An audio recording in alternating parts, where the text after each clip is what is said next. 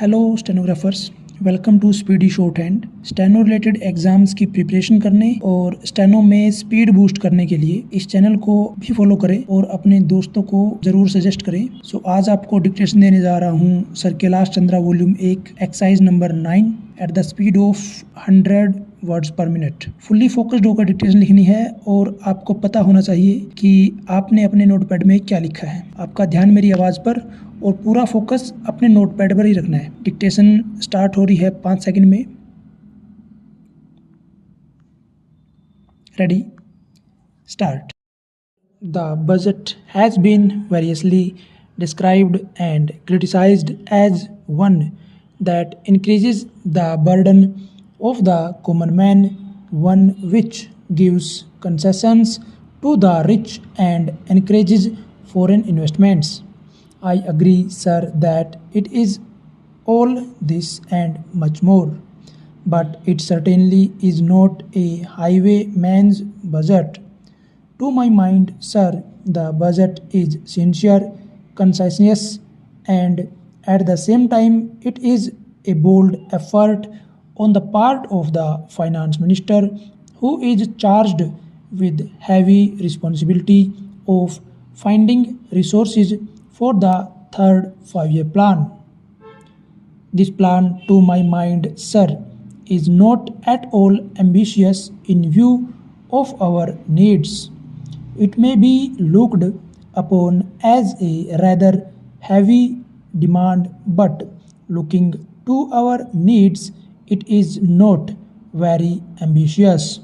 Sir, the fact that even the considerations of the coming general elections could not de-elect the finance minister from the course which seemed to him necessary and proper should earn him the appreciation of every right-thinking man.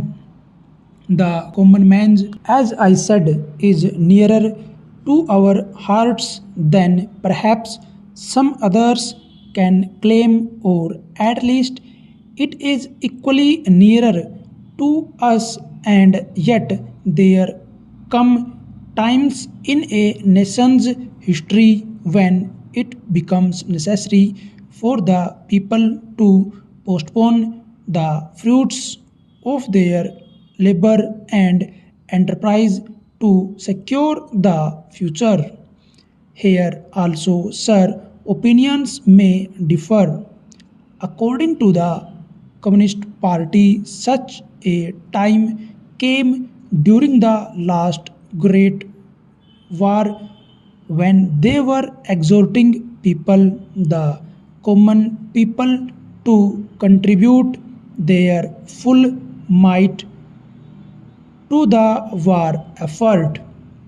According to us, however, sir, we are passing through such a time at the present moment, and I have no doubt that the common people appreciate this position and will willingly tighten their belts, contribute their full might, and will surely return the Congress to power, having full confidence in the future and looking to a future where their posterity will be assured of a far better social and economic order. Who, sir, does not sympathize with the difficulties of the common man?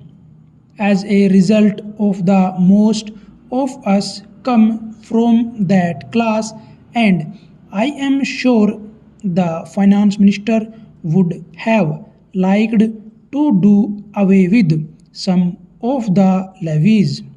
None would have been happier if he could have done without these new levies, but there are, sir, certain very imperative limitations. We are passing through a critical period. Sir, It may not be necessary to continue these levies for a long time. Rather, I am inclined to think that before long it may be possible to give up some of them at least. I have very valid reasons to think so. Our public undertakings are coming to their own, and some of the important irrigation and power projects have just been completed. Some others are nearing completion, and in due course, I think in the very near future, they must yield returns. This will go a long way to lighten the burden of the common man. We might, sir, also resort to some other ways. I suggest that we might take to public trading in some specific items of export and import. That would also certainly go a long way and help us. The private corporate sector has been steadily growing and has been developing capacity. It is sure to benefit from all these present concessions and develop greater capacity. This sector must come forward to meet new demands for taxation in the future. I agree that so far as indirect taxation is concerned, it has reached the saturation point, but the corporate sector, growing as it is in strength, in vitality, and in capacity, will not, I am sure, shirk its responsibility to contribute to the common fund.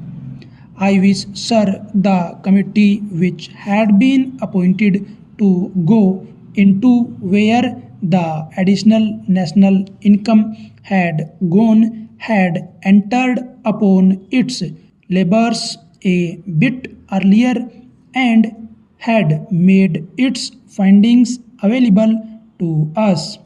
I do not want to state its findings, but I have a feeling that the committee, when it concludes its labors, will come to the conclusion that a major portion of this additional national income has gone into the pockets of a completely small number of men, small number of individuals, and it is they who must in future contribute their share to the country's taxation needs, because the profits they have earned are not all due to their own efforts and enterprise only.